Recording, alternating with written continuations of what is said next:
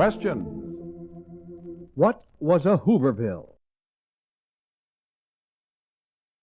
Who defied an FCC regulation by sending a personal greeting to his wife over a national radio network? The greeting, "How am I doing, Edna?" One of the most famous ads of all time contained these words. In every field of human endeavor, he that is first must perpetually live in the white light of publicity. Whether the leadership be vested in a man or in a manufactured product, emulation and envy are ever at work. That which is good or great makes itself known no matter how loud the clamor of denial. That which deserves to live, live. What were they selling?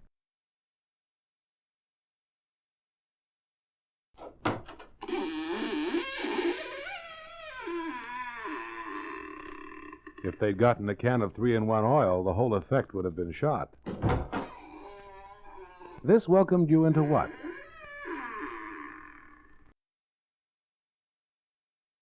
Where would you find Fletcher Rabbit? Who was Napoleon? Not Bonaparte.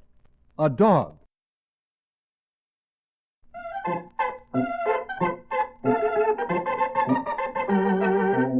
Listen, they're playing his theme song.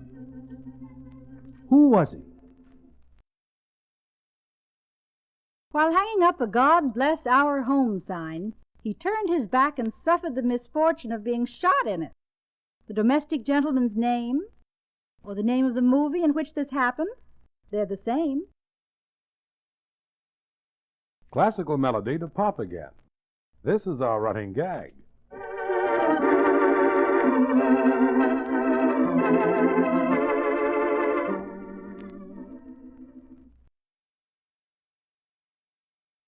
Whose battle cry was, "Yoo-hoo, Mrs. Bloom"?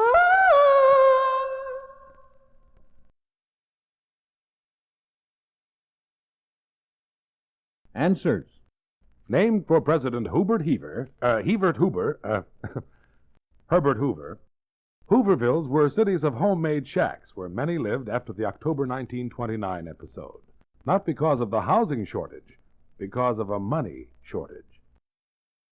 Edna was the wife of Schoolboy Rowe, a star pitcher for the Detroit Tigers, who had just beaten the St. Louis Cardinals in a World Series game. The genteel Gashouse gang adopted the greeting, "How am I doing, Edna?" for their very own, and Mr. Rowe heard it repeated a few thousand times before the series was over.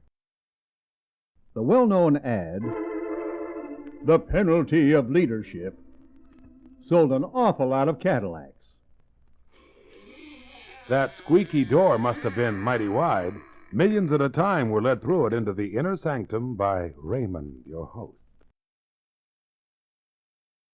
Fletcher Rabbit, no Uncle Wiggily type he, could at one time be found on TV on the Kukla, Fran and Ollie show. Napoleon, a poor man's Afghan hound, appeared in the funnies with his master, Uncle Elby, in a comic strip named coincidentally Napoleon and Uncle Elby.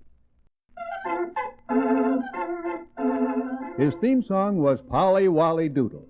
He was just plain Bill, the serialized barber who could spend 7 15-minute episodes on just one haircut and a lot of lather. Jesse James was doing the hanging of the "God Bless Our Home" sign. The melody that haunts your reverie was